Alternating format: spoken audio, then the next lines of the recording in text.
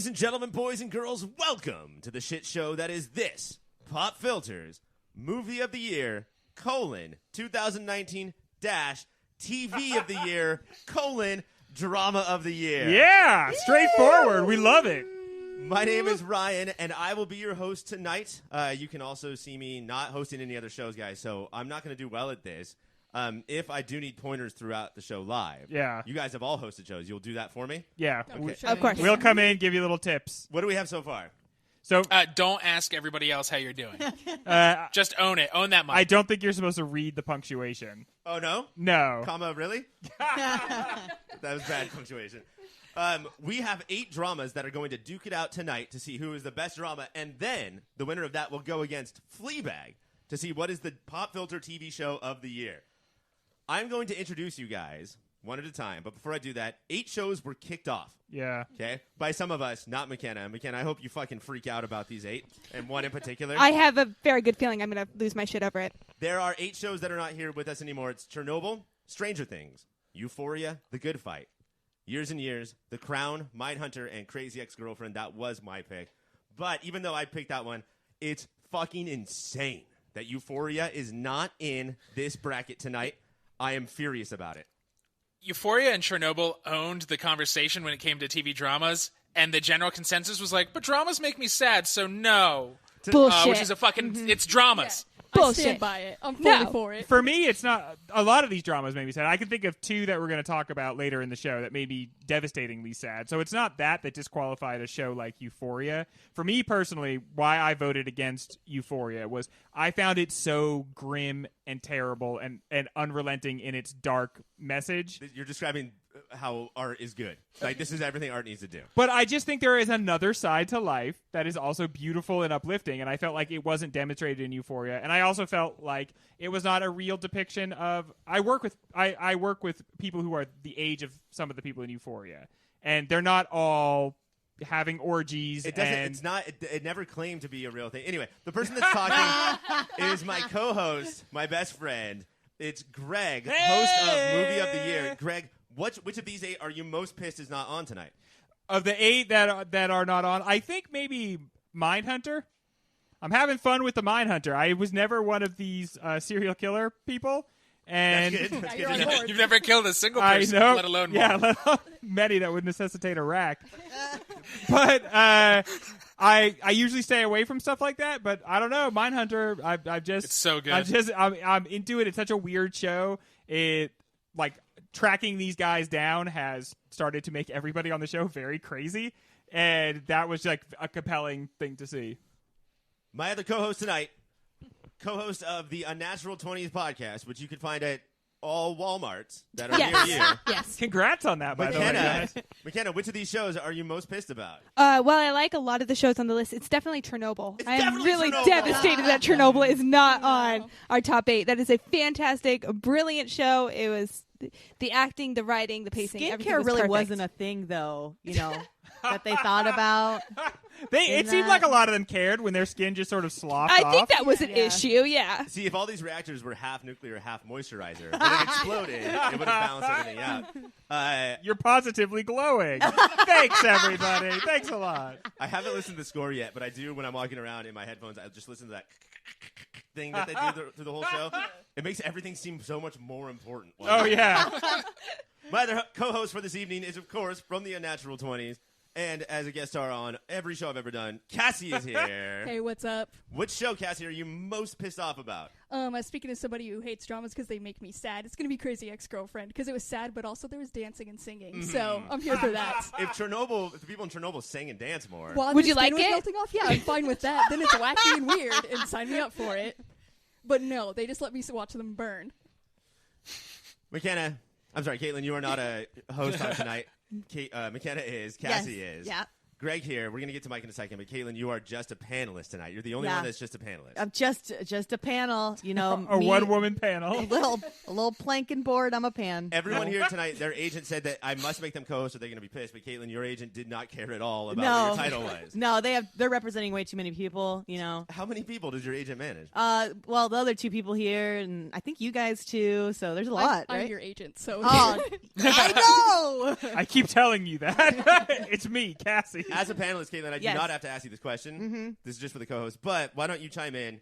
Is there any of these shows that makes you mad? We're not talking about tonight. Well, it's definitely Crazy Ex-Girlfriend because I'm with Cassie. A lot of dramas are pretty sad, and I like to be happy and watch people sing and dance and talk about weird things like I don't know I can't think of. This has to bode. Drugs. drugs, Depression. People loving depression. singing and dancing, I think, really bodes well for one of the movies know in what? the Yeah. bracket. You know what? They dance around and talk about depression, and I'm not sad about it, but I'm informed, and I will like say, though, that. like this is one of the sadder shows that made the 16-team bracket. Like this show will kick you in the balls and make you sad. Fosse Verdon. No, Crazy Ex-Girlfriend. Oh yeah. That's Crazy Ex-Girlfriend. Crazy Ex-Girlfriend is deeply I mean, sad. one of the shows we're talking about Yeah. tonight is The But Mandalorian. Caitlin's surface level, so it's like she forgets that it's sad because they're singing and dancing. Yes, yes. But one of the got me. Rebecca, the main character, tries to kill herself. Oh yeah. You watch her like destroy her life like 4 times in a row. But still, Once In per a season. row. But like jazz squares, Greg. so that is it's like dark and sad and everything. But it shows the other because that's a big part of life. That's what happens in life. But there is this other side of life which is very happy and uplifting and funny, and that's the part that it captures. That I think like a Chernobyl. They could have played so many more of these situations in Chernobyl for a laugh, and they just didn't. That truck full of Yeah, dogs. dude, come on. Maybe it tips over and a whole bunch of the dogs come out, right? no. Like, You put a different chime on each dog. Oh, You no. said dog, and you pour it out in such a way where it plays a song. yeah, and they all dude. fall out. Yeah. Oh. Da-da-da-da-da-da-da-da-da-da. Come on, that's 3 fun. minutes long. Yeah. Yeah. Then all the kids come running up expecting ice cream, but it's nuclear dead dogs. Oh. That's fucking. Where's Ashton? This is punk. Get your hot dogs here. Hot dogs here. Oh no. And finally, my co-host, my best man, my man in arms, my He-Man, My man at war. my manatee, Oh. the host of OCD, Mike is here. Mike, which show are you so upset that did not make it tonight? It's bullshit. The OC didn't even come close to these top 16. I don't want to just keep talking about Chernobyl, so I'm going to say year in, year out, these people, they've changed what show it is, but it's generally the same show, put great old person loving drama out there that if you like peak TV, you can still enjoy The Good Fight. You're picking the And I good think fight? I'm picking the goddamn good fight because I want to fight dirty. I don't know. I don't want to talk about Chernobyl more, so fuck it. It's the good fight. I'm furious. I'm frothing at the bit. This show needs to go away. Nobody on this show has ever watched any of it, and all we say every year is like, "Man, I can't believe it's still around." Are you guys shocked? The intro is dope. Yeah, we love the intro. Intro can't be beat. Best intro on TV. Are you guys shocked to find out that there was no love for Stranger Things or The Crown in tonight's opening segment? No. Are we all just sort of lukewarm on those? Stranger Things was okay. Stranger Things at this point is like, I think, kind of it's over. It's done. It's happened. And The Crown is kind of the same thing. It's I like want the Euphoria kids to get onto Stranger Things and fuck that city up. Worse than those demi-dogs ever would. Well, that is it. Those are the shows. Everybody's been introduced. We have no choice, guys, but to move on and kick some shit out. When we come back, our very first battle. For the first time in the history of us doing these podcasts, a show covered by the Superhero Hour not only made it to the bracket, but is the #1 fucking seed. HBO's Watchmen tore out of the gate with a recreation of the Black Wall Street Massacre, and then spent the next 9 weeks doing something we never thought we'd see, a thoughtful adaptation of Alan Moore's work. Something that knows the original material and what it stands for, but also isn't intimidated by it or too scared to make it their own. On the other hand, we have the second and final season of Lodge 49, a show almost as hard to explain to people as Watchmen. Lodge 49 tells the story of Dudley, a former pool cleaner who gets wrapped up in the secrets and not-so-mysterious mysteries of his local fraternal order, complete with ceremonies and robes. The story doesn't matter as much as just hanging out with Dud, his twin sister Liz, and his frat friend Ernie, as they and we get to watch this slightly twisted world through their eyes. Taste buds, I ask you this. Is it almost poetic that the show tasked with taking down the overall powerhouse #1 seed is the shaggy underseen Lodge 49? Yeah, any other one would like hurt more. It's unfair that Lodge 49's in the drama bracket and it wasn't on the comedy, where I think it could have gone pretty far. The show is It delightful. is super funny. So good. It's very funny. It's very but not like punchline jokes. It's just off the wall, weird, atmospheric, funny. and it exists completely in its own space. There's no other show that's like, Lodge 49 that explores, friendship and spirituality and how badly we need to belong to things in quite the same way that this show does. And it's very... And the blinders we'll put on in order to keep that feeling going. Yeah, and then on top of that, the way that it is composed and shot is very rich in terms of like the doubling of imagery that you see in a lot of places. And so it was always fun to watch, like, oh, wow, this shot is like a recreation of a tarot card that was big earlier in the season. And that sort of like very clever usage of in things. a show that gonna be almost sad tries to- really hard to make you think that we would like the people behind the camera would never try to do anything impressive like that, Yeah. We're trying to lull you into this like stoner thing that like it's supposed to like I think attract Big Lebowski fans but overshoots that movie by so much. Yeah. And it's the tension that is central to the show is this organization actually doing anything? Do they have like these spiritual powers, or is spirituality just like a belief system that we adhere to because it gives our lives meaning? And you constantly go back and forth between like, wow, these guys actually can do, maybe like there is some magic here, or maybe there is some big international organization that's like controlling everything, to just like these guys are just sitting around in a bar and hanging out. And the show never really tells you which of those two things is true, although especially in this season, a lot of really deeply unexplained things happen.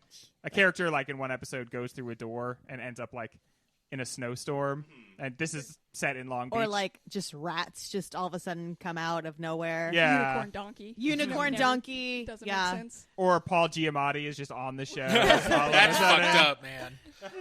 Well, I didn't know in the first season that he was reading the audiobook. Did you know that?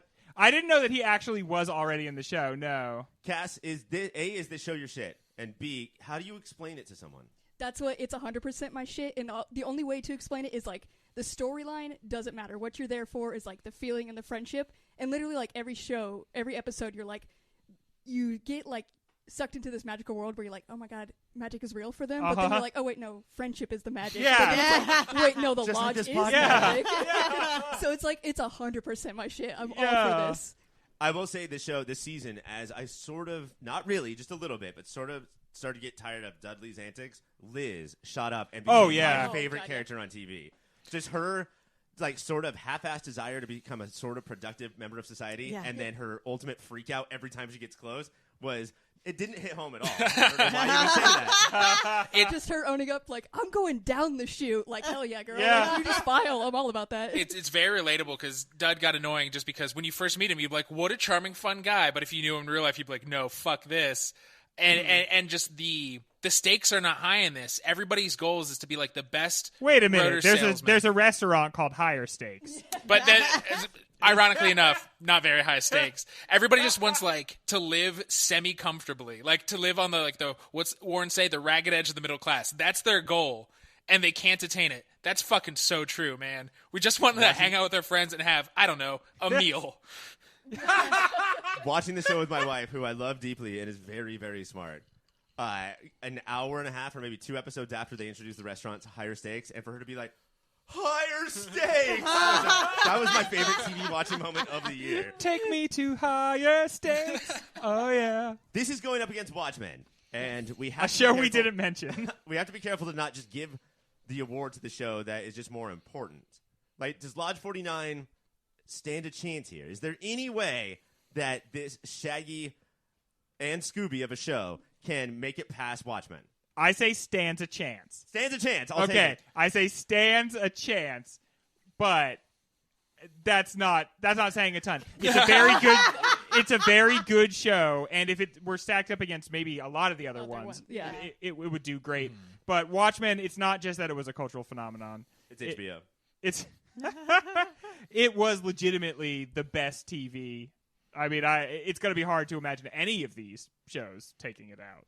So now the show is ruined, right? Like, we're like 10 minutes in, and you've already just deflated all the tension in the show. Yes, definitely. But I try to do that in all our shows, and I'm very rarely correct about what actually wins. Yeah, even when you're on Superhero Hour, you would jump in when Yeah. somebody was trying to host, and you'd be like, Mike didn't like Arrow. Now, why are we even doing this show? Well, it's because like Greg and Tension are not friends. If there was a Wikipedia of Best of the Year TV Dramas 2019, Greg would read that rather than be on it. But we haven't written that yet, so he has to sit in it. So I think it's just an easy way to deflate that tension. It's hard because, I mean, Lodge 49, and I think we'll get to this conversation again later, is, I think, closer to a perfect show than Watchmen is. But Watchmen, if it doesn't accomplish everything that it tried so many fucking things that what would you say? Is anybody leaning towards Lodge right now? I think what's interesting about these two shows, even though if vibe and everything feels like they shouldn't be comparable, is both of them are trying weird shit that other shows on TV are not. Yeah. But one is doing it very shaggily, but meticulous behind the camera. And Watchmen, you see the work, and I feel like we're all pretty fooled by that. You're like, oh, I bet that was hard for them to write and act and do. And not taking anything away from Watchmen, but it's easy. We can see Babe Ruth's arm point out the sky, where it's easy to be like, I just want to see this guy on crutches. He's a goof. You know, one thing that I think makes it hard is Watchmen. This is the first and only season of Watchmen, so we know we're not getting any more Watchmen. Mm-hmm. We know we're not getting any more Lodge 49. Lodge 49, it felt like there was still a lot more to see from it. Watchmen was one of these shows where I would be disappointed if they made another season. Well, I think because of like how Lodge 49 works, it could go on for 20 years. Mm-hmm. Yeah. And just like nothing happens in the best way possible. Yeah. You know, and to watch these guys just get old, and then Ernie would eventually have to die, though. Oof. No. Yeah. I don't think I could stand that. Dud man. kills him. Dud, They released scripts from Sorry. season 3. Dud kills him. He Dud drowns him in a says, pool. you know what? I'm tired of this happening to me. It should happen to other people, and then just bites him in the leg.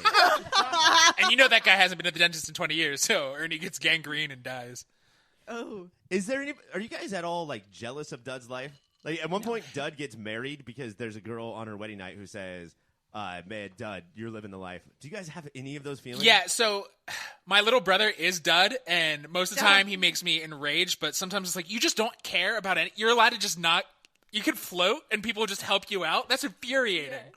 Are all little brothers? I think that's a universal little brother thing, actually. You might be a little brother. I have 2 duds in my life. Is it Books and Cassie? Oh, yes. Yeah, it's us. You Yeah. found out. They're not just my friends; they're my little brothers. The problem, though, is that, one, he thinks that sandals, flip-flops are appropriate for every situation. Long and Beach, that's not baby. true. They're inappropriate for all situations. And 2, I bet he's got a funk about him. Oh, yeah. I bet he does not smoke. Oh yeah. Oh, for sure. I can smell him when he comes on screen.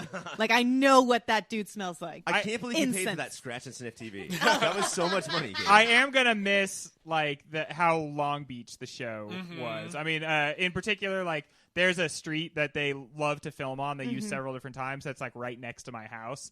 And there was something about the aesthetic of like it being Long Beach, and instead of Boeing, it's Orbis, but Boeing is like so big to Long Beach and the surrounding areas. I love that. It's Lodge 49, Long Beach 49ers. Like it always felt good to be like, we're being depicted. Finally, Southern California gets a chance to be on TV. I live now in a mansion in Burbank next to the pop-up studio. of course. But I grew up in a place that was very close to a thing they referenced. At some point in the second season, somebody was like, oh, that's in Fountain Valley. Fountain Valley was on TV. Yeah, you got it. A nice place to live. That is their motto. Fountain Valley, a nice place to live. It's aight. Also, they got the modern day kid pretty good. Yeah. Yeah, dude, modern day kid. Booey, yeah.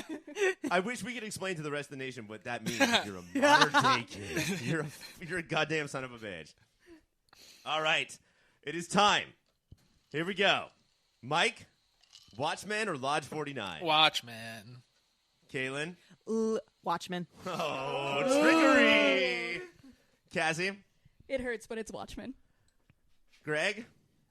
It stood a chance, Uh-huh. but it's Watchmen. Watchmen moves on. Lodge 49, we will miss you forever. If you've not checked it out, please do. Although you fucking blew it, like you should have already checked it out. Maybe 'cause don't check it out. If you haven't watched it, then you are responsible for getting it canceled. Yeah. And you should go fuck yourself. You hurt.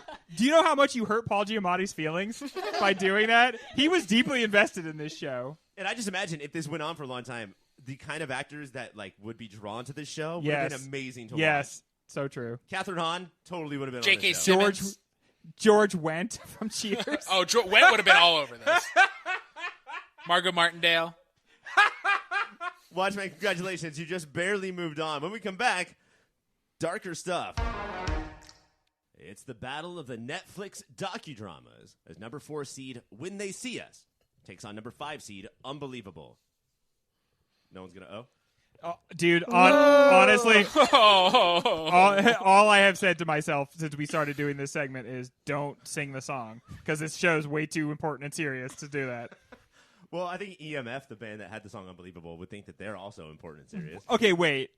what about the cheese commercial song Crumbelievable? That's a different thing. Unbelievable. When They See Us is Ava DuVernay's miniseries masterpiece about the Exonerated Five, what they had to go through to get their nickname changed from the Central Park Five, and all of the police and legal work that it took to get the boys in prison in the first place. Unbelievable? Same thing, but with a rape victim instead of the accused. Unbelievable stars Booksmart's Caitlin Dever, an orphan who was raped and is then pushed through the system until she decides to recant. Meanwhile, two cops who aren't awful pieces of shit work the case in a very non-Hollywood way until everyone meets in the middle. Mike and Greg, I ask you this. Which show made you feel worse for being born a white dude?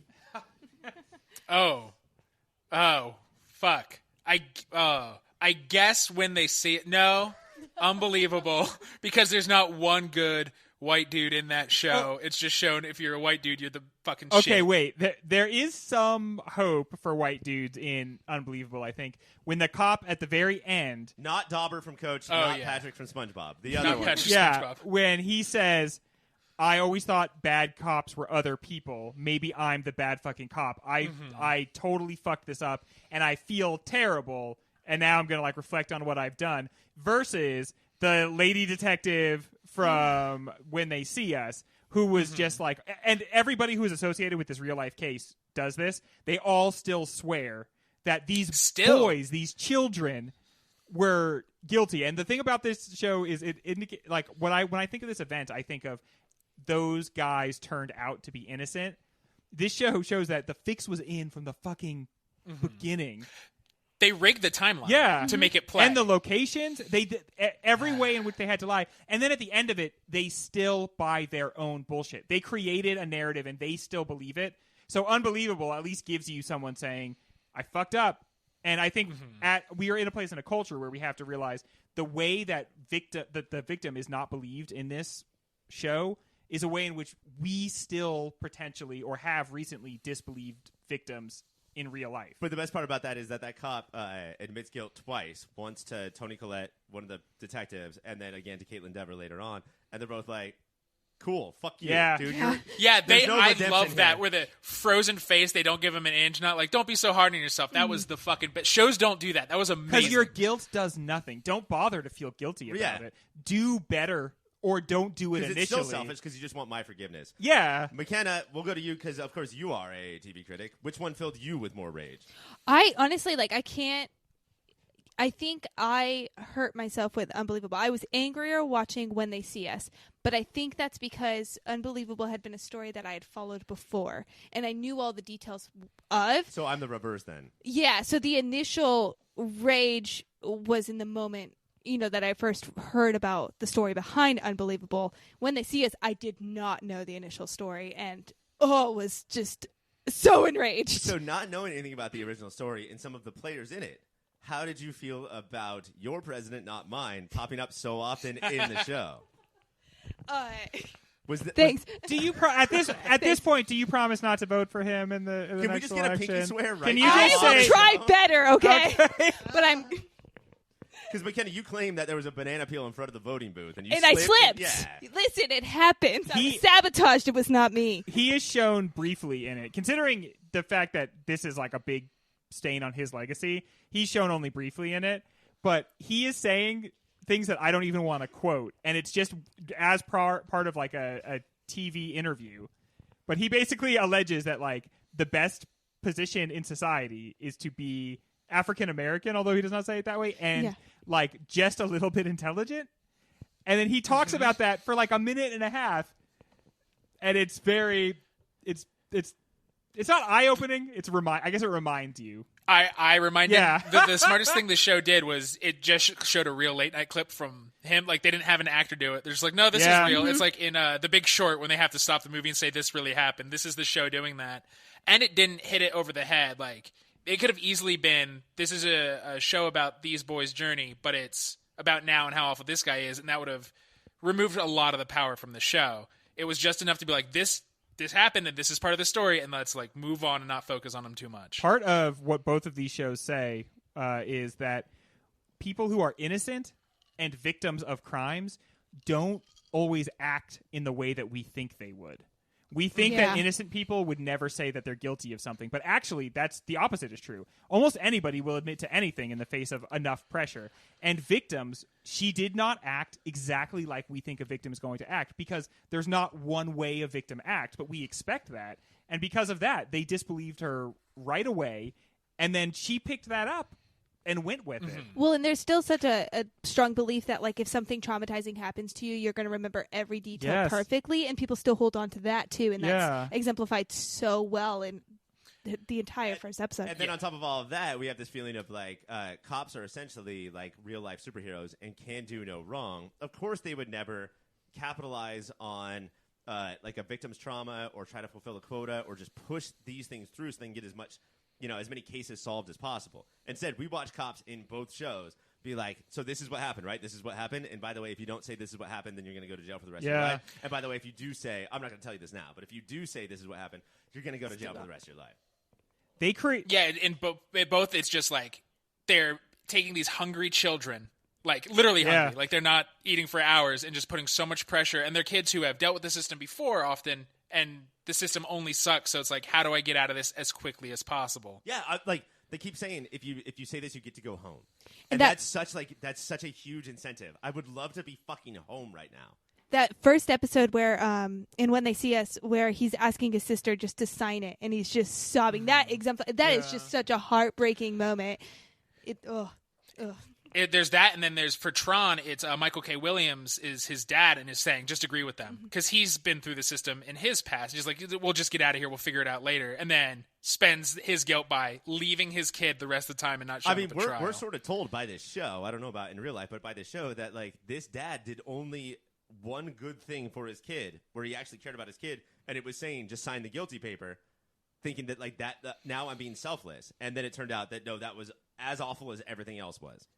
Both of these shows also show us that cops, the way they solve crimes, is they create a narrative. Yes. And then they decide they believe in it no matter what, and they will forever, even though it's their creation. And it blinds them.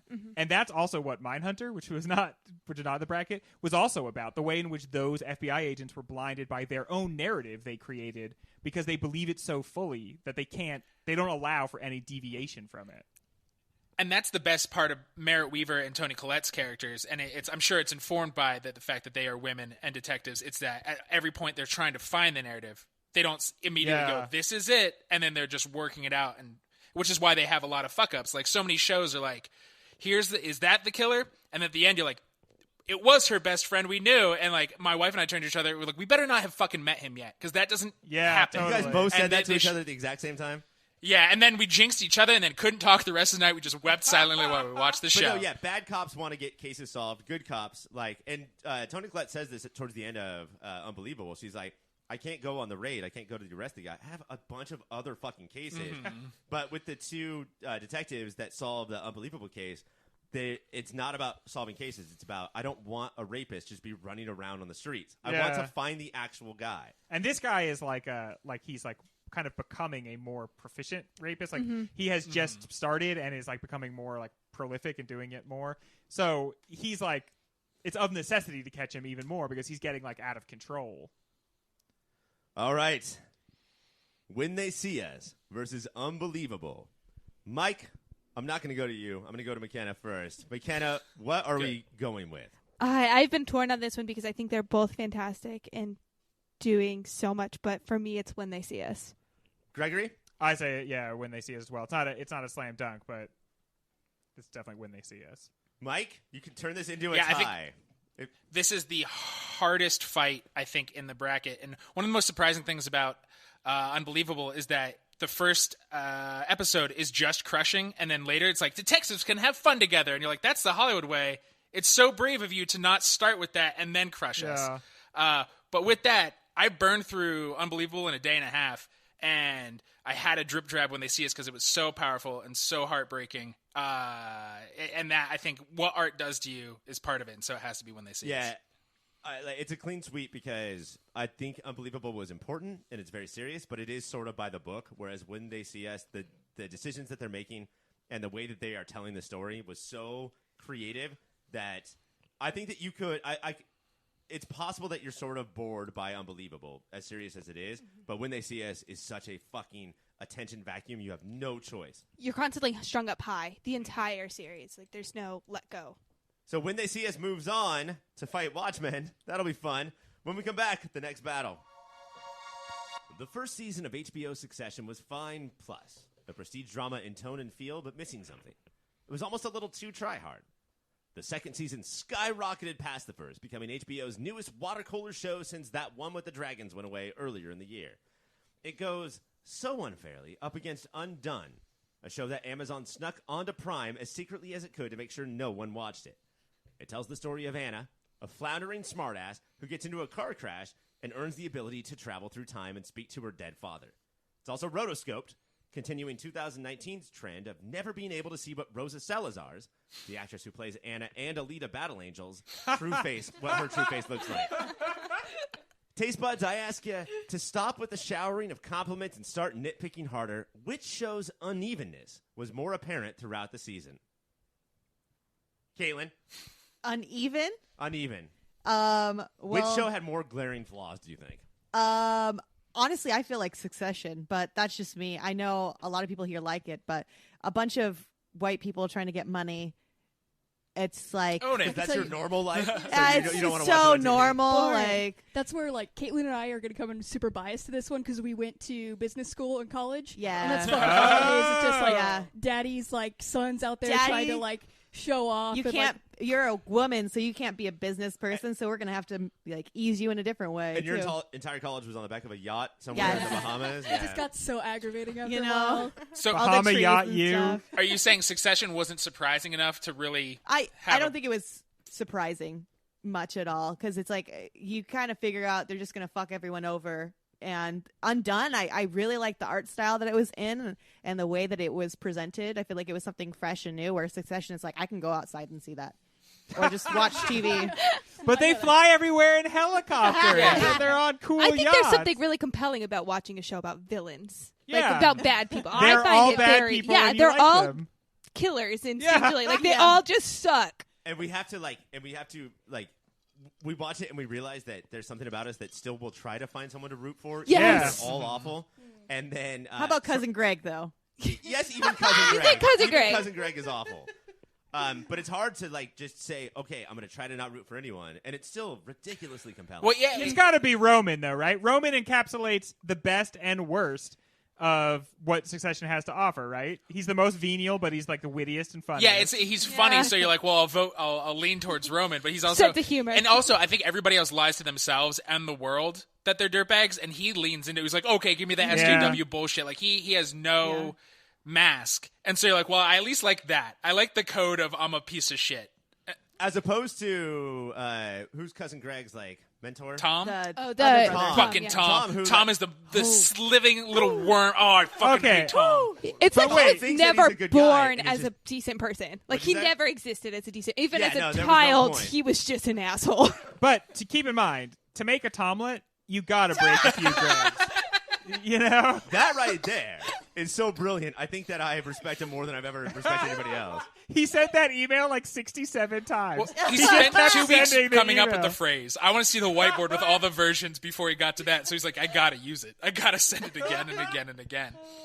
But a lot of times, or with a lot of the dramas that we're talking about, there's not as much like, oh, I got to get to the next episode, right? Like we talked about Lodge 49 being a hangout show, and the other two shows in the last battle were just like, please don't make me watch another episode. This is terrible. As awful as the people in Succession are, I could not wait the week until the next Sunday. I think there For whatever that counts as. there is a lot of similarities between this and Game of Thrones. There's the dragons and the Totally. blood, but it's the politics. They're all fucking Littlefinger, and it's really interesting if the character doesn't constantly say 5-dimensional chess. To watch people try to play 5-dimensional chess is fascinating, and they're fucking each other over and they're trying to outwit each other. There's something alluring about that. One of my moves, and I'll just give you guys this tip for future endeavors. If you think that somebody is playing like 5-dimensional chess, add a dimension to that. Just say now you're playing 6-dimensional chess. I'm and now Mr. you're Mitchell gonna take them Splitlicks, up- motherfucker. You know, you're only playing however many dimensions of chess your opponent is. So it's not better to play a more But like no, if I think that I'm playing like 400 or 401 dimension chess, I slam a bop it in the middle of chess and be like, we're playing both at once. How many dimensions is that?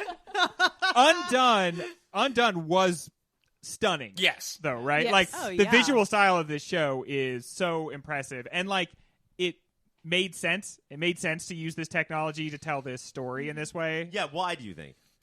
Why do you think they went with rotoscoping instead of filming actors? Because she has to enter into these complete dream states, Yeah, because right? you can't teleport, so you gotta. Idiot. Don't tell me what I can and cannot Sorry, do. Ryan. I'll I've been trying to teleport tell right you. now. But no, it's not that. Like, we can film stuff however we want. It's sort of like the 1917. Why do this all seemingly as one take? Why go with rotoscope instead of filming this? They can do whatever they want. I feel with like it CGI. works better with this. Yeah, even when they're like at a diner talking, the fact that their face is sort of moving, like as the viewer, you're always kind of off kilter because none of it feels real. It all feels kind of dreamlike and illustrated. It's waking life, right? But as a show, and so it makes you unsettled in the best way. None of it feels real, but at the same time, all of it feels so very real that you're constantly put on edge. Yeah. Like, is it real? Is it not real? And that's so like disorienting when like the whole like unreliable narrator is so fucking weird for us, and then to also make them a cartoon as well, like it really does not sit well in your stomach, and that's what makes it awesome. And I think that the amount of CGI that would be required, they could literally do it. But personally, I'm like a CGI snob, and I think that it like has really tailed off how much it's looked good recently. And this show would have looked totally booty if they tried to, on the same budget they made this, do all that CGI to do the kind of impressive things they were trying to get her to do, like falling back into bed and then she's like falling through a black hole or whatever. You know, I think it would look stupid. Because as much as they're perfecting actual straight up like high budget CGI, they also think they're perfecting low budget CGI, and they are not. Yeah, like, totally. We can tell, guys. We can tell. We're gonna make this affordable. Did you guys? So Undone is this whole like we're gonna get wrapped up in the philosophy and the character of Anna, who is endlessly endearing, despite the fact that nobody in her family thinks so. Because she's a huge asshole. What about watching Succession? Was it just gross? Was it just feeling like your skin crawled, or were you surprised that like you were actually sort of into this more in a different way than you thought? For They are- Succession? For Succession, yeah. They're a family with almost no virtues, but wit is a virtue, and watching them be witty is worthwhile because the dialogue in the show is very, very sharp. And so I think that, like, for me, that was a big part of it. Just watching any two characters talk to each other is bound to be very fun, especially if it's like the father or Roman, you know, or Shiv. Shiv's also Shiv. good at the talking. Shiv, we Oh, haven't talked about Shiv Shiv crushed yet. Dude, this was the season of Shiv. Yeah. And she threw her husband under the bus. Yes, She's just yes. so brilliant. Hey, to make a Tomlet, you gotta break break a few Gregs, Look, right? you'll only marry a kind of guy like that to someday throw him under the bus. Yeah, Oh, dude, for sure. seriously. And see, did that first He's a scene. human Do you want to shield. leave our honeymoon? Yeah. Do you? One of the And then just watching her pitch open relationship, because she already cheated Yeah. on him, Yeah. to him, and him like, all right. That's such classic Tom. But I mean, speaking as the resident like idiot here, I could say like Succession didn't like I didn't care about the wit or anything. Like once I knew they were all pieces of shit, like I was like, all right, that's the show, cool. Yeah. Like, Oh, so there's you're nothing, all pieces of shit. there's nothing interesting. But it's all stop. compelling also to see how much they can lack compassion for their family. Like, I'm compelled by that. Like, how much of an asshole can you be to your siblings and keep digging them down while they're already down? Like, that's interesting. I think that's a brilliant way to put it, especially because I love my family. But what's the main guy's name that we haven't talked about yet? Kendall? Kendall. Oh. Kendall just yeah. said something. I have a chance to throw him under the bus. I'm I'm just gonna do gonna it real keep quick. doing and then- it. I'm so sorry. I'm so sorry. Ale But I to the totally did. OG. I'm looking out for you, but you could go down instead of me? Yeah. The Kendall playing the long con, right? Including that wonderful rap. The rap was the Right. song of the year. Was Yeah, that on our dude. 2019 mixtape? That was seriously the Dinosaurs in Love of its time. Just as precious, a child singing about how much he loves his daddy. His papa. We're almost out of time, so I would be remiss if we didn't take a chance at this. Mike, which Succession character are you, do you think? I feel like I want to say Roman because we all want to say Roman, right? But we're probably all fucking cousin Greg. Greg, which one are you? Although this is very confusing to me because my name is Greg, and because I always associate myself with a stupid worse person, I think probably I'm Kendall. I like to party. Everybody knows that about Greg. Greg likes to party. You worked for your dad for a little while. I worked for my dad, and like Kendall. Here's the thing about Kendall: he's smart enough to do it but he just chokes in the moment, and I am the world's biggest like choke in the moment. Slut? Yeah, so I think it's definitely that. I'm Kendall. McKenna, who are you? I think I'm a mix of them all, but I think deep down I have a lot of Shiv in me, which I don't think is a great thing, but that's true. Cassie. I mean, hearing everyone's reaction to it, I feel like I'm just Tom. I just feel Oh, man, no. Come on. I also think I'm a Tom, though. And I hate every No, second of my Tom. life. Oh no! Caitlin? Is there a dog in this? I can't remember, but I really connect with There's- any dog or animal in this. What's the pig game that they play? Boar on the floor? Boar on the floor. Does that count? Oh man! I'll take it. Boar on the floor. All right. It's Brian Cox. It's fucking... this guy that I used to love so much, I just cannot look at now. Did you guys see him deal with like Sesame Street Muppets as his character from... No, really? Yeah, you should look that up. He's We are out of he's time. the guy from Succession dealing with Muppets. I have no idea how this one's going to go. So let's start with Cassie. Succession or Undone? it's undone. Holy shit, Caitlin. Undone. Michael? I understand that the story necessarily isn't new, but there's something with zero flaws and just so compellingly gross. It's Succession. McKenna? I did love Undone, and I feel like I didn't get to really talk about it because I thought it was brilliant, but it is Succession. And it all comes down to Greg, the Kendall of his own family, trying to step up and decide which moves on. What's a better show, Succession or Undone?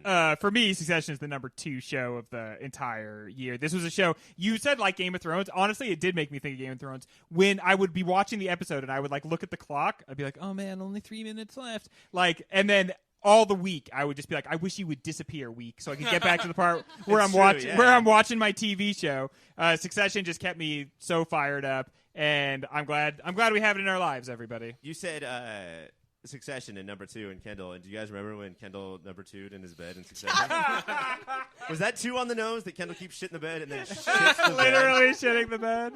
Succession moves on. Sorry, Undone. You were awesome. It also Yeah. did get renewed for season 2, so I don't think that's necessary. I'm not sure where they go with that, but I'm glad to see more of it. When we come back, the final battle of the second round. This portion of the bracket is brought to you by couldn'tbemoreupourownbutts.com, as we have a Ryan Murphy show about musicals in 1970s Hollywood versus Baby Motherfucking Yoda. Woo! Yeah! The first one, Fosse Verdon, tells the story of Bob Fosse and his roller coaster relationship with his muse and wife, Gwen Verdon. The other one is The Mandalorian, or Mendo for short, tells the story of a bounty hunter / new daddy as he braves the wild, wild west of the Star Wars world. Taste buds, I ask you this. Are we ready to admit that The Mandalorian is just pretty good? Oh, fuck. Oh, Well- fuck. Well, here's a question to sideswipe Ryan's because everybody wants to murder him right now. I forgot to ask this in the intro. What is the mark of a good drama? What's a drama supposed to Hour do long. for you guys? Be an hour. Just be 60 minutes. Just gotta be an hour?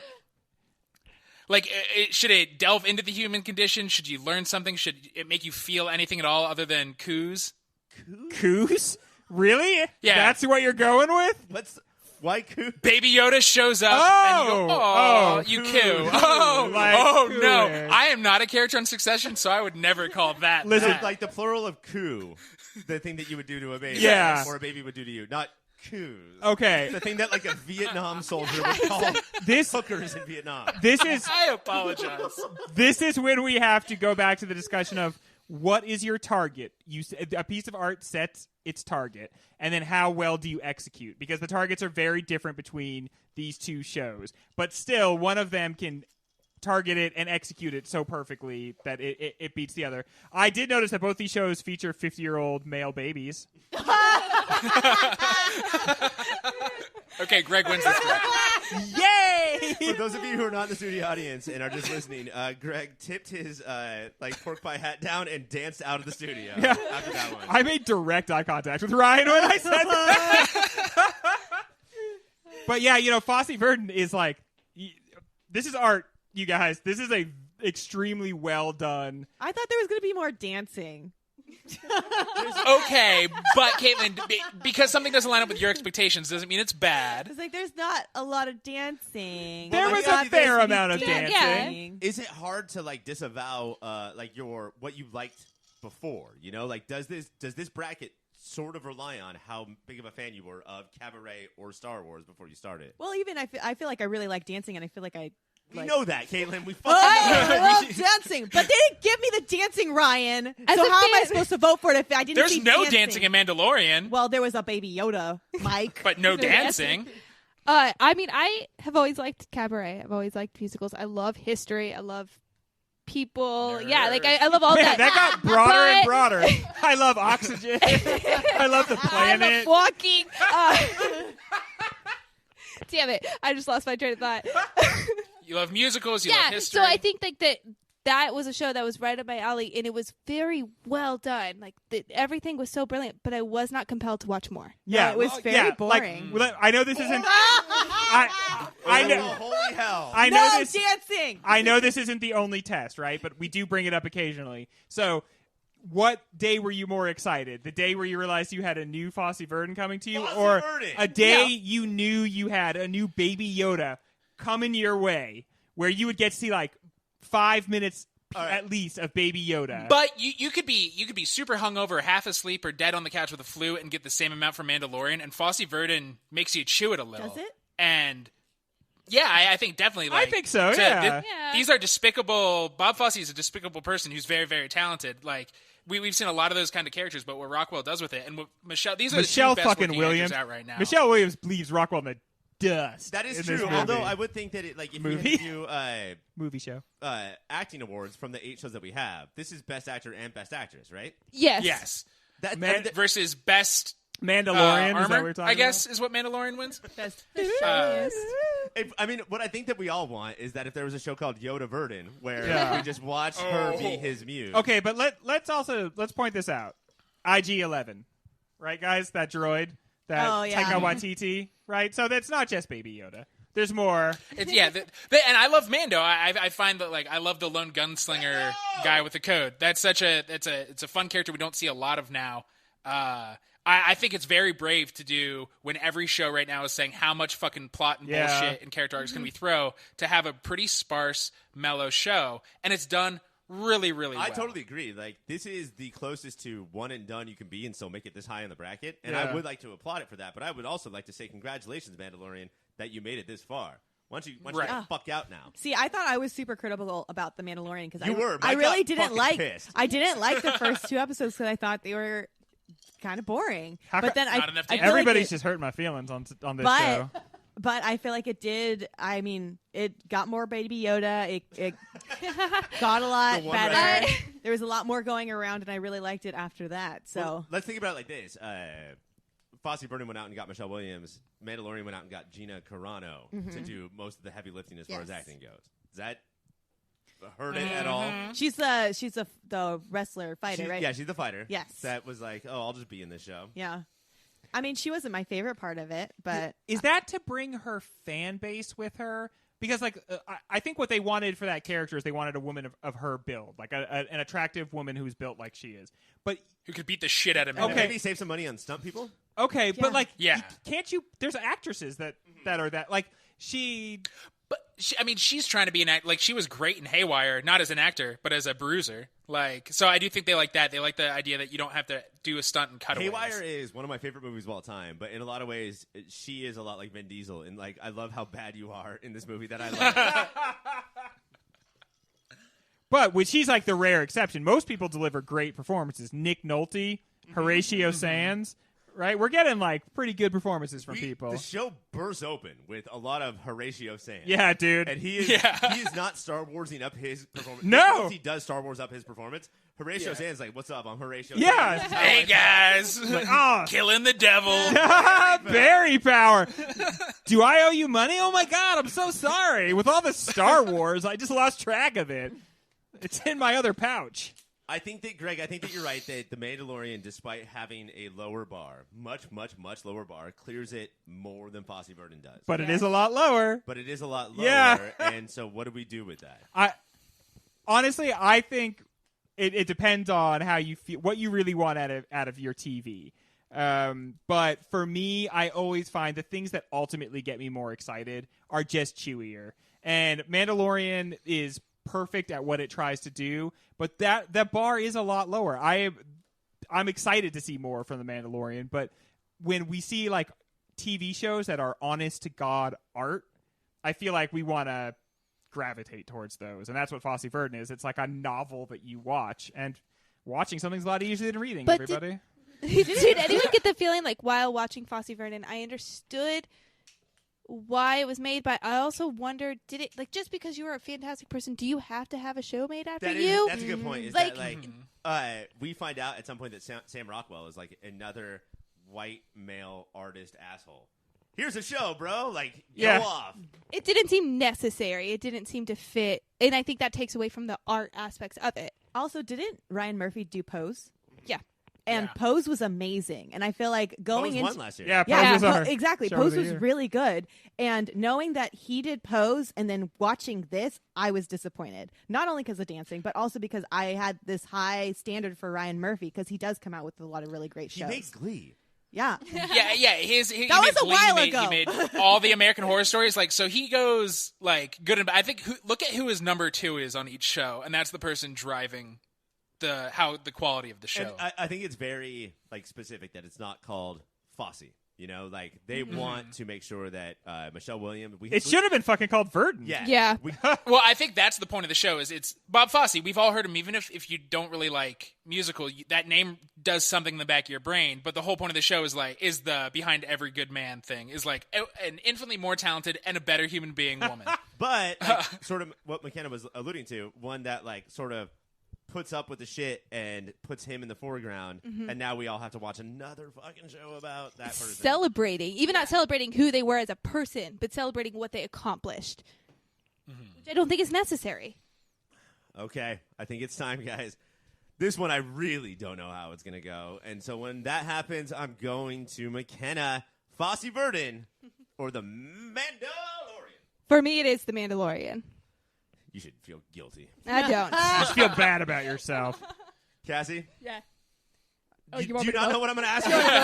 Hey. What's up? What are you guys doing here? Let's go, guys. Cassie, it's Fosse Verdon or The Mandalorian. I mean, they set that bar low, and as a personal life motto, set that bar low, get over that. Nice. Mandalorian. Greg. It pains me to say because I do want to get caught up in this recent Mandalorian hype, but I just thought Fosse Verdon was I don't think it's really that much about Fosse. If anything, it's about Verdon, and then it's kind of about their partnership because I do think they work well together. But she's the star of it. Michelle Williams is amazing in it. It's Fosse Verdon for me. Michael. I think it does Mandalorian a disservice to be. We don't do enough. We don't watch enough at these end of the year shows. There should be an action adventure bracket because a comedy does a different thing than a drama does a different thing than an action adventure. And I would like to see more shows based on partners where there's one who gets all the fucking hype and people say he's talented, and there's one who's just quiet behind him pushing Ryan along. Oh, darn! My vote is for Fosse Verdon. All right. And I have fucked up as a host. Yes? I have done the worst thing I can possibly do. Yep. Because, ladies and gentlemen, it all comes down on Caitlin's shoulders. It is 2-2. Wow. Guys. Fosse Verdon versus The Mandalorian. Mandalorian, let me remind you, Yep. No dancing. a show that you have been on Superhero Hour saying Yes. that you did not like. Yes. And I'm hoping that you continue to not like it. Caitlin, decide the fate of the bracket right now. Wow. I just have to go with the one with the child. It's The Mandalorian. Son of a bitch! This is under protest. This is all under protest from here on out. The show's getting an asterisk. The Mandalorian moves on. And when we come back, our final four of Caitlin. Do you want to tell me what it is? Yes, Final Four is Watchmen, moving on, and also When They See Us, Succession, and The Mandalorian. Another fuck. Wow. All right, when we come back, it's the final four. And we're back. Caitlin, if you could do me a favor and read the top two and then come up with a very clever question to ask the group on the fly. Your top two choices are Watchmen and When They See Us. My question for all of you is, which one made you feel like a person? Ooh, that's Like this good. person. You know what? For off the top, I don't hate that. Like just like a cereal chomping stomachache having person. What made you feel? Cereal chomping stomachache having. Honestly, I guess There's no I guess connection. When They See Us, because it's very much grounded in our world since it's something that really happened. It's interesting the way they interplay with each other because these are both about racial social justice, right? So the fact that they are going against each other is pretty interesting. But one has superheroes. But one does have superheroes. Yeah, one's so upper butt, and maybe this is where if it's upper butt, we vote for it can start to go away. That's not what should matter here. What should matter is how good are the actors. And Regina King is the best actor. Fuck. Yeah, she's really good. I killed my argument halfway you through. did. She's amazing. And now I'm sad. And Watchmen is it almost a perfect show? Is that too much? No, I think that the argument for Watchmen is that it's so unperfect, but brilliant in its lack of perfection. Like, it tries so many things and fails at so many things, but you have no choice but to admire all the things that it tried. I think it does really good at being a superhero show without feeling like it's a superhero show. Because a lot of times you have the TV shows like The Flash and Arrow and everything, which are I haven't seen those. Are those good? which are very much wrapped up in its own world. Whereas Watchmen almost feels like you can be transported there and like live in that world because it's so real. I think the big battle right now is if we pick Watchmen, is it because we love comic books and shit and it's up our butt, or if we pick When They See Us, is that just being guilty that like we have to pick it because it's so much more important than Watchmen? I mean, Watchmen's about the same stuff, right? Like, it's just how do you replicate life in art? Do you do it by being as realistic as possible, take a real thing that really happened and tell it in a very realistic way? Or does art benefit from telling facts in a way that is fantastical and portraying larger than life things and then still bringing it back to human emotion? But at their core, they are both about lack of racial social justice and what it has done to America as And how individuals and the collectively. And how it like I do not care if you think that what I'm saying is wrong. It doesn't matter. It's so invested in our DNA that like we cannot get away from it. Like this, like we are from the ground up racist in some ways, and I cannot believe how both of these shows covered it, like that exact same thing in very different ways. Racism is not something like a disease like that we have. Racism is like our genetic material, and we are actually constructed out of it. So it's not something that we can separate from ourselves because we are socially constructed as racists. Not the six of us, but all other people. Everyone else. I think there's something to be said about The Watchmen that if you take away the superhero aspect of it, it still feels very much like a show that could be our future. Yeah. Yeah. And that's getting at that level of like the equal level of When They See Us as serious matter. And for The Watchmen, it's also interesting that their villains all have ambiguities. Adrian Veidt is sometimes heroic, sometimes a villain. Same with Lady True. I guess all except the KKK. They're pretty much just the You KKK. don't want to defend the KKK. Those guys seem bad.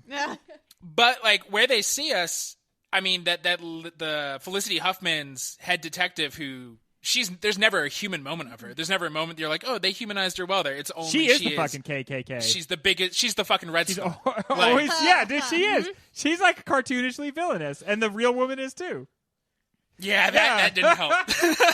Yeah, the TV show was trying to say, like, I swear to God, this shit actually happened. Yeah, dude. We're not exaggerating anything. This is who this person was. She straight up did write books about, like based on her career of putting these 5 black kids in jail. There's no way Watchmen could be as over the top as this real person actually is in the way that they have actually acted. If they did it in Watchmen, we would judge it Yeah. as being unrealistic. Oh, that was too much. Yeah. Right. What I like about Watchmen is we have moved the same amount of time since the comic actually came out, and now instead of the conservative state that we have, they have an ultra liberal state, but it still has all the same problems. Basically, like they have addressed all of their problems differently, but it has resulted in still the same basic terrible situation. And it's because ultimately, no matter what side of the political spectrum wields power has that corrupting influence and makes things basically just as bad. And I mean, that's a pretty good argument. I wish I was about to say something else instead of the thing I'm about to say. But When They See Us, it comes from one very obvious angle of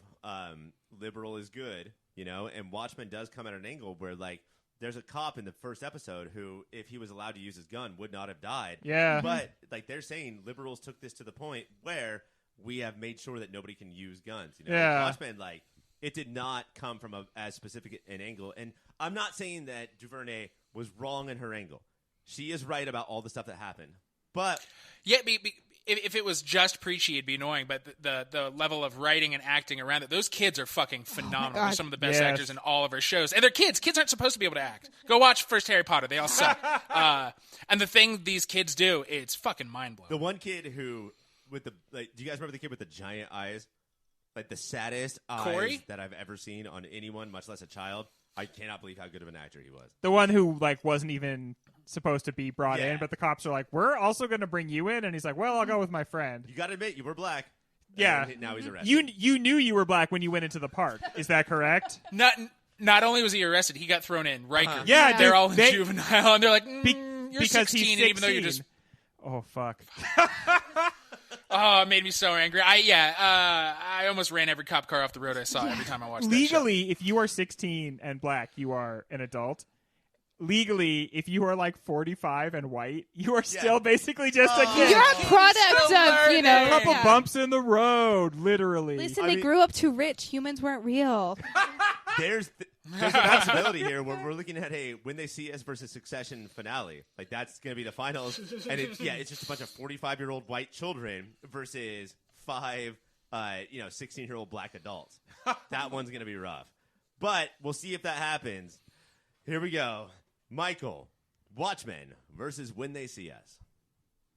I hate you, Ryan, because until you started talking about the complexity of what Watchmen was doing, I was in the bag for. I wanted to go in here making When They See Us win. I think it's the most important show of the year. But fuck, complexity, man. That's my watchword. That'll get me every time. And Watchmen, there's no easy Who watches answers the ever. watchwords? Thanks, man. The wordsmith. Me, the wordsmith. So Watchmen, yes. McKenna. I was like hoping I was going to go later. Like somehow I'd get 10 minutes added to just invisible time so I could think about this more. And I love both of these shows. And I'm going to go with When They See Us. We're going to take a break. Cassie and Caitlin, what are the odds that you guys watch When They See Us? After hearing all of this, is there a chance at all? Oh my God, no. No, guys. No way. And it all comes out of this, Greg. One of these shows that starts with a W, which is their big thing in common, is going to move on. Is it Watchmen or When They See Us? We ask if something is too much our style of a show, but this is our show. This is what represents, what we like. And I think these are two different lenses of looking at the same issue. And the one that resonated with me more and made me more excited was Watchmen. And Do you feel guilty about that? no, I don't, because they're about the same issues. They're both about racial justice and the lack of it, and the consequences of never coming to terms with what we have done in this country and not really being able to look at the problem or address it, and how that's perverted our country or this version that exists in the Watchmen. So It is so weird that like this bracket was set up by critics, and then we sort of came in and we fucked it up, and then these two came up against each other and are in so many ways the same show. yeah, to be so different, but to really tackle the same issue. But yeah, for me, definitely it is Watchmen. Watchmen moves on to the finals, and it will go against Caitlin. Yes. Watchmen versus Caitlin. Who wins? Caitlin, what's the next two shows? Next two shows are Succession and The Mandalorian. Question on the fly, Caitlin? My question for you is, how cute is Baby Yoda? Too cute. Oh, so cute. What was the best episode of The Mandalorian? Let's talk a lot about The Mandalorian right now. Because The finale was the best one. I know the worst Yeah. one. The worst one was with, what's her name from Agents of S.H.I.E.L.D.? Where they, Oh, yeah. Ming-Na Wen. And I love her, Ming-Na Wen. And I love her on S.H.I.E.L.D., but it's like she forgot how to act. They forgot what to do. She was It fine, but that then there a was bad that ep. other guy in the episode who I think is a son of a Oh. famous person. Yes. Who is it? Do you remember? I They're can't never quite good. remember. And he was awful. Like Yeah. he was this like new blend of like Han Solo, but a little bit worse. Oh, it was that What Dude. episode is this? It was annoying. is Yeah. that the one they go to the village? Yes. Yeah, that is Oh, definitely- yeah. definitely No, the it worst. wasn't that one. Oh. It's a Oh. different one where there is the voice of from BoJack Horseman, the cat. She had like Amy curly Sedaris? hair. Yes, Pop Amy Hall of Sedaris. Famer Yeah. Amy Sedaris. Amy Sedaris was Dressed there. exact. She plays Ripley. Yeah. She Smullyan. watches Baby Yoda as he goes out in the town. I don't really remember what he does besides meeting up with the Han Solo dickish dude. He was awful. They Yeah. travel Yeah. together for a while, He and then ends he up tries to dying, steal the spoiler. child and to Yeah. die. Yeah. And the show that I really like though, it's hard to pick between the first and the last. Like the first and the last episodes were near perfect as far as like this show kind of goes. You know, it sort of wants to be a Saturday afternoon show in all of the best ways. Yeah, it does all the little things right. And let me give you an example. We talk about Baby Yoda, of course. We love Mandalorian and his armor, but you could spend just an hour talking about the Mandalorian's rifle. It does so many different cool things, and it's so iconic looking. It's got like a shock thing at the front. He hits people with it. He shoots people from a long distance. Obviously, he only has like a couple of those bullets, so he's got to be like very careful with them. But it does all of those things, like his flamethrower and his grappling hook and everything. And now he's got a jetpack. Yes. You get attached to these items. These items are almost characters of his, and that's a really cool thing. That's and how like, quickly he attunes. Yeah, he attunes really quickly. That's very quick. But see, we do live in an era of video games and D&D, and we get excited about items. We do. So, like, it makes sense that they would be in a show. That's reflective of the type of culture we all exist in and really like. What do you guys think about, speaking of Amy Sedaris and Taika Waititi and Bill Burr, like the stunt casting on this show? Do you think that worked or did it not? Often it did, because Horatio Sands' character, even though he was only being Horatio, it lined up there. Who's the fart comic who was in that same episode? Brian Posehn. Those worked, and it was like, oh, that's kind of funny. It's just, I think, by nature of his weird fucking face and his weird fucking Bostonian accent, the stunt casting that worked the least was Bill Burr. And his name's Bill Burr. And, if Bill Burr were like an item in my house, I would let him go because he doesn't spark joy. Like, I'm never really happy to hear from him or see him. Bill Burr's very good at like responding to hecklers, but I feel like if he heard you say that, he would be devastated and would have no response. He just broke my fucking heart. Why would you say that? Which one is Bill Burr? He was like one of the band when they were trying to break into that prison. That was a cool app. That was a great episode. And you want to talk about like tackling just a type of story, the go do the prison breakout. Like, that's why this show is good, because it's not in the middle of a whole big story arc. It's just, they're like, this episode we went and we tried to break somebody out of prison. That's the thing that I love about the show, is that it will choose a trope and play with it a little, but not like try to prove how much they are better than that trope. You know? Like, we're just gonna do, this is our episode of this. This is our entry into the series. It doesn't have to be better than. It doesn't have to be a response to. It's just one of them. Do you think that it could have made it far? I mean, like, we're in the final four. But this is incredibly far. This is incredibly far. All right, then. We're done with this conversation. Cassie, you got to pick one, Succession or Mandalorian. Just because I know it has no hope, I'm going to throw my vote out there, Mandalorian. That's fucked up. That's what people did with Hillary Clinton. Yeah, dude. That's how we got Trump. God damn it. McKenna. Over there. McKenna. McKenna, who's moving on? Oh, Succession. Thank you. Thank goodness. Jesus Christ. Greg? Yeah, Succession. No question. Oh, it's for the best daddy. It's Mandalorian. Oh, my gosh. And it all comes down to Mike. I'm so glad I didn't leave this one to Caitlin. The best daddy would start like a media empire. Yeah, right? And make his kids fight and tear each other's throats out. Your kids should never be close. They should never be friends. Wouldn't the Mandalorian have been so much better when Baby Yoda was playing with that like ball in the spaceship? If Mando was like, fuck off. And just took a hot steaming piss in the corner of the Honestly, spaceship. though, since Yoda on the Florida. Since we're seeing it out the door, when the Mandalorian unscrews the ball just to give it to Baby Yoda, Come on. even though So that doesn't to me that doesn't seem safe. He could choke, but that is the cutest thing ever. Mike, Succession moves on to fight against Watchmen. When we come back, we're going to pick the winner of the drama bracket and see if either one of them have a chance against Fleabag. Caitlin, do me a favor and read the finalists off, please. The final two shows for you are Watchmen and Succession. And do you want to think of a question on the fly, or do you think we should just wrap this show up? No, I'm good. No. So is that like either? You're just not going to do I either abstain like a brave person. I think we could just wrap it up. Does anyone like Succession? Is that a good question? That's a good question. Yeah. Does anybody even like this show?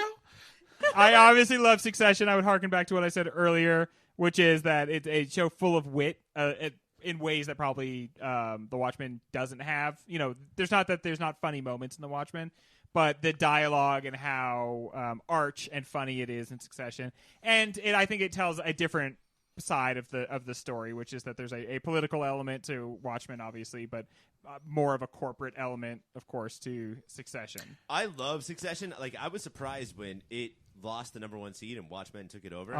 Because that's how much I love the second season. But I do think that, are we in a time where, like, the movie Bombshell, you know, where it was like about what was going on in Fox News, and it was all against Roger Ailes, but we had to then like prop up Megyn Kelly as like a hero, And she betrayed us several times. and that's not fun. I wonder if like it just the characters of Succession make it so hard to get on board.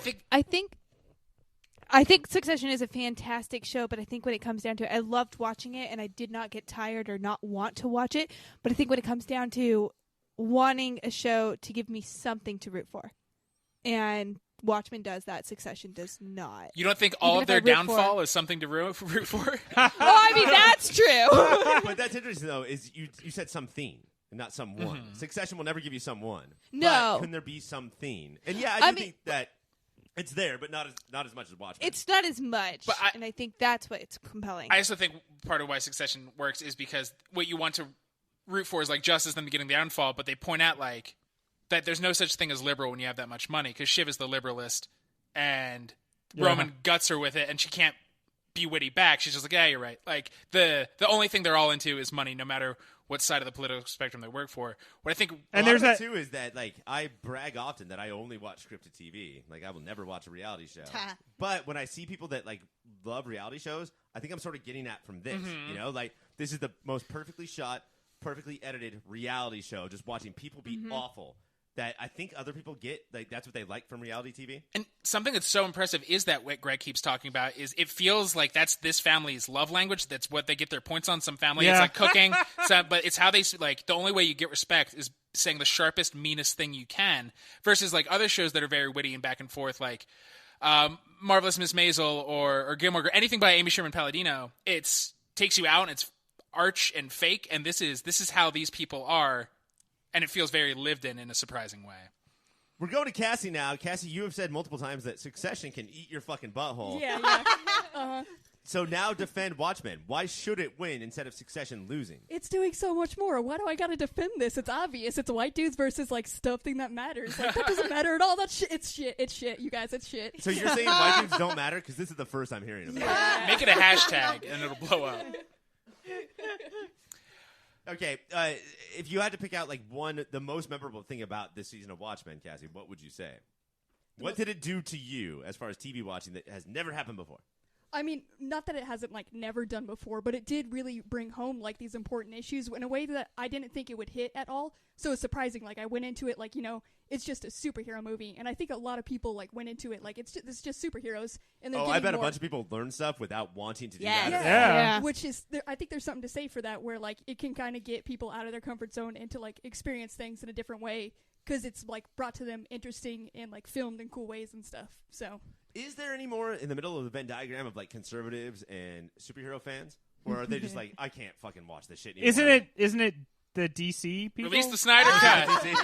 the Schneider, the Schneider Cut people, or the people who like the cops who wear Punisher badges Yeah. on their fucking shirt. They're Marvel only into comics in the 90s, like when it was just pouches and violence. Marvel keeps being like, could you guys not do that? Could you not like wear our shirts as you go commit crimes as cops? Caitlin, without giving too much away, Yes. Is this a fucking slam dunk? Like, are we done here? Without giving it away, it's a slammy D, Ryan. You just gave it all away. wow, sorry. Why would you answer like She already called for the show to just be over. We have a competition after this one, and she's just like, yeah, let's just be done. I think that. How about this? We asked this question a lot on the TV comedy bracket. Does this show have a victory in its future? You know, like, does this first season show, will it win Best Comedy later? Do you guys think that Succession has it in it to win Best Drama in its third or fourth season? I do, but some of these ladies are riled. And we like to have them on our show, so their vote counts for whatever reason. So, but the boys, obviously, this is our shit. But because we love Entourage. You know, we're and just big Ballers. Entourage. I'm a big turtle guy.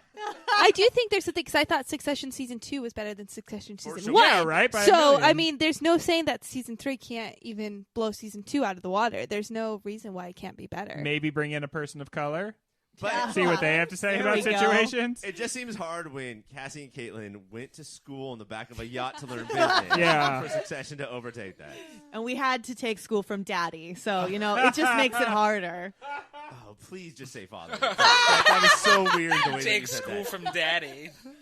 All right, let's get this over with so we can bring Phoebe Waller-Bridges into the mix. Michael, Watchmen versus Succession. Yeah, I think Watchmen pulled off more exhilarating things, more surprising things. It's Watchmen. Caitlin.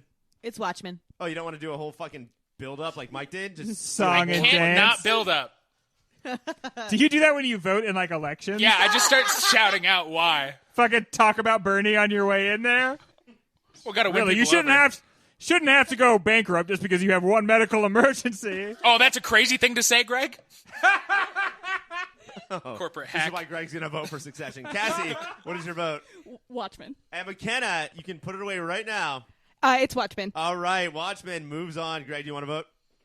I do think it's ridiculous that you go bankrupt if you have one medical emergency. I didn't mean yeah, you say that now. I didn't mean to mock that position. I'm sorry. But Medicaid for all, obviously. M for A. But Watchmen? Oh yeah, Watchmen. Watchmen as well. In addition, Watchmen We're for going to all. take a break. And when we come back, we're going to figure out the single best show of the year. Congratulations to Watchmen. It is the best drama of 2019. But unfortunately, because the way that we do things now, it does have to go up against Fleabag. Is anybody nervous for one show or the other? Yes. Which one? I won't Which tell. one, Spoiler. Mike? I won't tell you. I'm nervous, but I can't reveal it yet. I guess I'm worried for Fleabag because I think Watchmen's so much to handle. These are two perfect shows, right? Well, No, I think no. it's perfect and beautifully imperfect. Yeah. That's Yeah. what I'm trying to decide. I keep saying Watchmen's perfect. You keep saying it's not. And so then I just say, like, I just ask the question again. Right? Wouldn't you With agree? you on this one. This is where we get into the conversation of, is Fleabag going to lose points for being a comedy? Because obviously that's fucked up and that's not fair. And correct? only being 3 hours instead of 9 hours. But these are also both shows piecing out.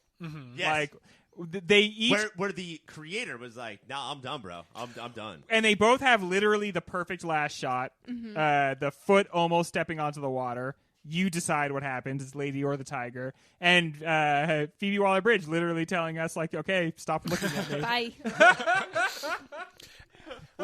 They're both such singular creators. Is it Lindelof for Watchmen and Bridges for... But it's... Waller-Bridges is tackling death and family relationships, and Lindelof's tackling... Just, again, it's the where's Babe Ruth pointing. I think he's... The socio-political scope and the hidden histories of America is a fucking massive thing to try to do, and to be able to throw a mask on it and pull it off is bananas. I think it's the DNA of America. And I cannot believe that we have to compare these two, Lindelof and Waller-Bridges, against each other. But I will ask, guys, Lost was created by Lindelof and J.J. Abrams. And J.J. Abrams shot to stardom, and Lindelof, his stock plummeted. Are we now at the point where those stocks have reversed, and Lindelof post Leftovers and Watchmen is now higher than Abrams post Rise of Skywalker? And also, we have never talked on the podcast about who or who does not like Rise of Skywalker. Ooh. This could get a little dicey ugliest. in here. Yeah. Although How long do we I have? do have to say, your question is so interesting, Ryan. Good job. But I couldn't imagine being as excited about hearing, hey, the new J.J. Abrams, as I am about hearing the new... Whatever he does. Whatever. Yeah, right? I'm in. I'm just in. I mean, he's making... Again, it's like some things are fun and they're spectacle, and J.J. Abrams is really good at that. Like lens flares and like he could exploding direct a things. like Disneyland fireworks show. Yeah, dude, I would He love would be that. so good at I that. would watch that fireworks show. But like sometimes what you want is something that is art. You know, something that makes you Enjoyable. like reflect on the human condition. I understand what they're doing. Something that doesn't make you scoff. Like scene in, scene out, just totally scoffing. Dare you to care. Yeah. That would be J.J. Abrams. All right, so we have to do this, guys. But before we do, let's take a little break and hear from our very first voter. When it comes down, for me, between the shows Watchmen and Fleabag, I personally have just one thing that I think about, and that is quality. And quality means this. Q. Quality. It's got to have quality. You simply got to have it. U. Undeniably, very good show. A. An awesome, very good show. It's got to be that as well. L. Language. It's got to be conveying some sort of message in some sort of medium. That's step 4 for me. I. inconceivably good. It's just so good that I can't even comprehend. T. That there is a good show. Why? You simply gotta laugh. And that is my number one criteria, is quality. My next criteria, when I'm thinking about which of these shows I gotta pick, it simply has to come down to goodness. And that stands for the rest of this has been lost. Please continue to the end of this recording. And so that's why I am going to pick the better show, the show that I repeatedly, over and over again, said was not just my favorite show of the year, but potentially my favorite show of all time. Just a perfect show, top to bottom. It is Watchmen. It's just such a good ding-dang show. And Fleabag, you did a good job. But how can you beat this absolute juggernaut, this absolute pièce de résistance of Watchmen? You can't. It's got Blue Dong, and there's no Blue Dong in Fleabag. There's a little bit of regular Dong. There's no Blue Dong. And that's why I vote for Blue Dong. So Taylor has weighed in, and I'm going to say that's T for terrific. Yes. Fucking review. A for a great job is what he did. Why? It sounded like Because he we phoned it him. in. So we have one vote in for Watchmen. Yeah. And he was respectful of Fleabag, but He gotta was. be Watchmen. He didn't bring up the jumpsuit. I Or know. It seems weird. He didn't say the But I words think hot it's hotter priest. than Blue Dong. Yeah, that's what I was saying. If you're going to say Blue Dong, don't you also have to talk about jumpsuit? But apparently Caitlin. no. Yes. Watchmen versus Fleabag. Blue Dong. Blue Dong. That's 2 for Watchmen. McKenna. That's McKenna. Not Oh, Mike. okay, that's not Mike. No, it's not Mike. Okay. I really loved Fleabag. I thought it was an excellent show, but it's Watchmen. That is 3. Cassie, Yeah. what's up? What's up, man? Do you want to fucking end the show and just go get like some food or something? Yeah, let's just end it. Let's Yeah, put this a is bow on this. stupid, right? Watchmen or Fleabag? It's Fleabag was really great, but I gotta go with Watchmen. It's hard to take it down. I'm going to jump in here now as the host and say Fleabag is my pick. Okay. I do think we find perfection so like rarely in pop culture that I'm going to go now. It's now 4-1, I think. Michael, where are we going? Jumpsuit. Fleabag 4-2. Greg with 3 votes. A lot of talk about Blue Dong, but let's not forget that sack was also blue, and it was also present. I'm going to go with Blue Sack. Gross. That's Watchmen. That's Watchmen. That's yeah. Watchmen. So Watchmen wins the drama bracket. Watchmen wins the overall pop filter show of the year And Based on a album comic of the book. year. And album of the year. Yes. FKA Twigs' Watchmen. The music was brilliant. Cassie, tell us about a website. If you go to yourpopfilter.com, you can see a whole bunch of really good stuff you guys put out there, all your podcasts. You don't know that for reals. It's you're not just probably making out there. shit It's up probably right now. all She's the never links. been. All the links. Caitlin, if you had to help us out financially, what would you do? You could go to patreon.com/yourpopfilter, and you can check out all those great tiers that you guys out on there and support the show. Mike, if you had to help us out financially in a different way, where would you go? You could go to patreon.com/unnatural20s and pick a tier, and they'll send you stickers and stuff, and they're much more active on it. Or go to yourpopfilter.com/Amazon. Don't do that. I only know how to be negative about a thing. I can't be only positive. Greg, A, do we have an email address? And B, if not, should we get one? Listen, email addresses are expensive, but we did manage to secure one. It's contact@yourpopfilter.com. Listen, you guys, send us an email. You know, it doesn't cost anything. Another way you can support the show financially is just take all the money in your wallet, put it in an envelope, and then write Your Pop Filter on the front of the envelope and put that bad boy in a bush or mailbox near your house. Any mailman would be like, I know where this goes. Exactly. Then float into space. Another thing, take your porn, put it in a box, put that box in the woods. We will find it. Kids need it. McKenna, this is movie of the year, even though we talked about TV drama, and this is the show that talks about whatever the greatest movie is of any given year. Can you tell us about another Pop Filter podcast that exists? Another Pop Filter podcast is Superhero Hour, in which they talk about every TV show based off of a comic book property. Like Watchmen? Like Watchmen. Watchmen! Or the hit Succession comic book. I would never read that. Never. Cassie, tell us about a different Pop Filter show. Oh, if you guys want some fun entertainment based on the OC. You can go to the OCD Mike and Ryan review every episode of the OCD, and it's a real fun time. Caitlin. Yes. Eye contact. Yes. There's a third podcast Oh. that I want you to talk about. Okay. Do you know which podcast I'm talking about? I think I do, Ryan. What is it? Is it Unnatural It 20? is. Yeah. Guys, I'm on a podcast with my two friends, Cassie and McKenna, and it's called Unnatural 20s. It's a really fun time. You should check it out. We leave the fate of each episode up to the rolls of a D20, which is a 20-sided dice, if you don't know. And this is a show that is actually popular. Wait, that's my thing. It looked so good when you did it, Mike. I'm sorry. Did you guys get the stats back on the episode that I was on?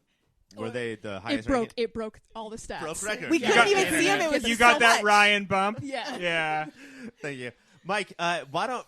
This is it. Like, booty... Show over. Best of the Show year. over. 2019 is done. It's What's so next draining. week? So I'm so excited to talk. Are we talking about movies again? Are we finally going to be talking about fucking movies? I think we're going to talk about movies. Do you think the world is ready to move on now that we're in February of 2020? Do you think we're finally ready to move on from talking about we're recording this 2019? super early. This comes out in like April 15th. Tax day, baby. Celebrate. Remember 2019? It's where all your money went. So what's up next, Mike, for Moody? We are going to dive into the nitty and the gritty of 2019's movies. Did any good ones come out? Who knows? But I bet we'll have to talk about fucking Todd Phillips. This was a nuts year for movies. Unnatural 20s. What movies do you guys think are definitely going to make this? Detective Pikachu. Shut up, Cassie. Come on. Come on, Cassie. You guys. But do you there's think more we're to it? like? Do you think we're gonna do 1917? That was your darling in the Oscar draft. You got to. It got so many Oscars. It's probably gonna be Best Picture, right? Do you remember it? It's the movie that like you text Taylor, Greg, and Mike every night. I beat you in the Oscar draft. Yeah. Oh, I remember it. I think. Do you guys think that we're gonna have an Irishman episode? That's the one that I think. There's too many good 2019 A Jojo movies. Rabbit episode? Ooh. A Joker episode? Man, A Little Women I episode? think we will. Ooh. Yeah. Okay, we have. Parasite episode? I hope so. We have to have a Little Women episode. We can't miss the opportunity to needed. talk about that. If it doesn't make the bracket, then we have to do it as the Patreon. Otherwise, people won't know that we're performatively woke. Yes, Little Women episode. definitely. I want to talk about how important I am to feminism. Unfortunately, the Patreon episode is claimed, and it is Cats. We're doing it for real. Oh, of Wow. course. Of course. Oh, wow. Producer Dave has folded his arms and for some reason lifted his shirt above his belt. And so we have to end this. Congratulations to Fleabag. You did not win. Watchmen is the TV show of the year. Blue Dong. The rest of the stuff. For Caitlin, I'm Ryan. For Cassie, I'm Ryan. For McKenna, I'm Ryan. For Greg, I'm Ryan. For Mike, I'm Ryan. For Taylor, I'm Ryan. For Ryan, we are the Ryan. Get it?